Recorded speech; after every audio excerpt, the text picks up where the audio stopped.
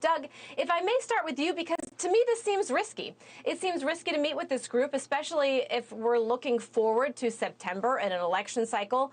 I mean, you're no stranger to this. Candidates always try to be a little bit more down the middle. Well, but I think they also meet with groups that are also, have a similar interest in looking at it. And again, I think describing them, and as this far right group, I think we're putting a pejorative on it to start with. I mean, as you look at it, it's a group. He spoke to a large group just today in Pennsylvania. He's coming down here to speak to this group. They'll be speaking to other groups. And Vice President Harris speaks to other progressive groups as well. So, I mean, I'm not sure what the real emphasis here is, especially when, both we're going to talk about what they want to do and how they want to do it regarding, what groups they're with in this passage. But I think when you look at the passage, these are folks who are very concerned, they're very conservative, and they're looking to see what Donald Trump has to say. Okay, Jehmu, I want to play a soundbite for you. That Texas Representative Sean Theory, a Democrat, was at the event, a lot of the events today. And I want to play a soundbite from her because it might be what we're seeing from other Democrats. Listen here. The Democratic Party has moved so far left, so deep into the progressive abyss, that it now champions policies that I cannot, in good conscience, support. And so it is today, at such a time as this, that I am officially announcing that I am leaving the ranks and the ranker of the Democratic Party. So, Jehmu, in response to not only Doug, but also the fact that we're seeing a Democrat at this event saying the far left is too far for me, I'm switching parties. What's your response to that? Well, I'm happy for her to make any decision she wants, but as it relates to Kamala Harris and Donald Trump, I think it's really easy to compare these two.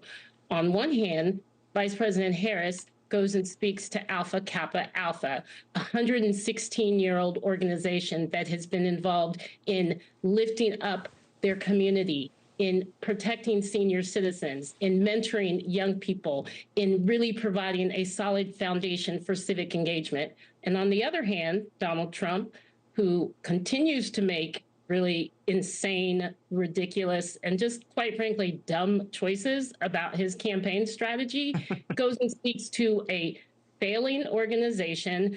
And I know there's been a lot of talk about moms in this election. He's speaking to an organization, a group of mothers who only got together as an organization because during a global pandemic, they couldn't figure out how to take care of their children.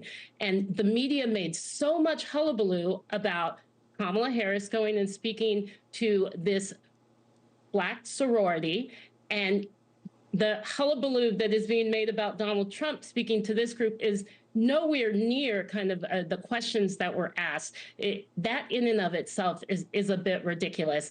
But it's clear this organization that Donald Trump is speaking to is in line with him when it comes to taking away the rights from the very group that he's speaking to, women. There's a reason that we are looking at what is probably going to be the largest gender gap in a presidential election. Women are registering to vote in massive numbers. They are saying very clearly, keep the government out of our private decisions between our God, between our family, between our doctors. And he keeps saying, not only does he want to hold up the fact that he is the main person responsible for taking away Roe v. Wade. He wants to take away IVF. He wants to control birth control. He wants to make it even harder for women to make the decisions about when they have a family or if they have a family. And it's in the interest of time, Jehmu, just because. Yeah, and I want to give Doug a chance to respond to a couple points. You mentioned the group taking away rights from women. So, Doug, I want you to be able to respond to that. And also the fact that women are not a monolithic vote. So, Doug, if you could respond. Yeah, no, well, every day it seems like the Democratic Party right now, especially, they want to wake up and talk about abortion. America does not wake up every day and talk about abortion. In fact, 80% of Americans believe there should be some restrictions on abortion, except for Democrats and the Democratic Party platform, which has no restrictions on abortion all the way to full term. Thanks for watching. Go to joinnn.com to find NewsNation on your television provider. And don't forget to click the red subscribe button below to get more of NewsNation's fact-driven, unbiased coverage.